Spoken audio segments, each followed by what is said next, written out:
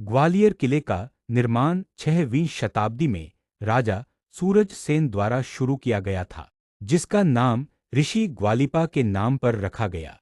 यह किला तोमर राजवंश, भव्य वास्तुकला और समृद्ध इतिहास के लिए जाना जाता है, जिसे बाबर ने हिंद के किलों का मोती कहा था, और यह 1857 के विद्रोह का भी गवाह रहा। निर्माण और प्रारंभिक इतिहास। स्थापना। स्थानीय किंवदंतियों के अनुसार किले का निर्माण 3री शताब्दी में राजा सूरज सेन ने किया था। हालांकि कई स्रोत 6वीं शताब्दी ईस्वी को मानते हैं। सूरज कुंड, वह पवित्र तालाब जहां राजा ठीक हुए थे, किले के अंदर सूरज कुंड के नाम से मौजूद है। राजवंश। तोमर 1398 में तोमर वंश ने कब्जा किया। मान सिंह तोमर के शासनकाल में मान मंदिर जैसे कई सुंदर महल बने। मुगल तोमरों के बाद मुगलों ने इस पर शासन किया। बाबर ने इसे हिंद के किलों का मोती कहा।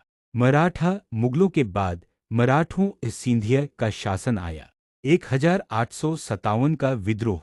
यह किला भारतीय विद्रोह का महत्वपूर्ण केंद्र था और 1857 में रानी लक्ष्मीबाई और तात्या टोपे द्वारा इस पर अंतिम बड़े आक्रमण का गवाह बना। इस काल में राजा मानसिंह तोमर 15वीं शताब्दी सबसे प्रसिद्ध शासक थे, जिन्होंने मान मंदिर और गुजरी महल जैसे महत्वपूर्ण स्मारकों का निर्माण करवाया और इसे वास्तुकला का स्वर्ण युग माना जाता है। सिंधिया राजवंश 18वीं शताब्दी से।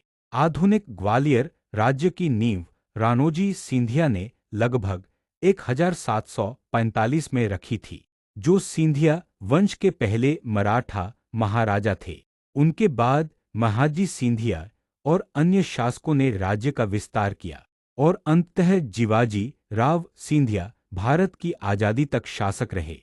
इसलिए ग्वालियर के पहले राजा के रूप में सूरज सेन और मराठा शासक